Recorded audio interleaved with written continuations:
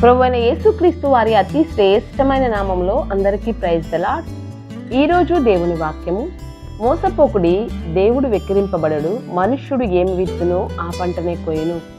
గలతీయులకు రాసిన పత్రిక 6వ అధ్యాయము 7వ వచనం. అవునండి, మనం ఏ పంట విత్తుతామో అదే పంట కోసుకుంటాం కదా. అది అందరికీ తెలిసిన సత్యమే. అదే పరిశుద్ధ గ్రంథంలో రాయబడింది, ఎవరి క్రియల ఫలితము వారికి వచ్చును అని రాయబడింది. కనుక ఈ జీవిత యాత్రలో నీవు ఏ విధంగా జీవిస్తున్నావో, వాక్యానుసారంగా బ్రతుకుతూ, ప్రార్థనాపూర్వకంగా జీవిస్తూ, పరిశుద్ధంగా దేవునికి ఇష్టంగా నువ్వు జీవిస్తూ ఉంటే అదే ప్రతిఫలం పరలోక రాజ్యంలో నువ్వు పొందుకుంటావు. అలా కాకుండా ప్రభుని ఎరిగి కూడా మేలైనది చేయి నెరిగియు అలాగూ చేయని వానికి పాపం కలుగునన్నట్లు, తప్పు చేయకూడదని తెలిసి కూడా తిరిగి తిరిగి నీ హృదయాన్ని కట్లపరుచుకొని వాక్యానుసారంగా నడవకుండా, యథార్థంగా పరిశుద్ధంగా ఉండకుండా నీ ఇష్టానుసారంగా జీవిస్తుంటే దానికి ప్రతిఫలం నువ్వు పొందవలసి ఉంటుంది. కనుక దైవ భయం కలిగి దేవుడిచ్చిన రక్షణ కొనసాగించుకుందుముగాక. ఆమేన్.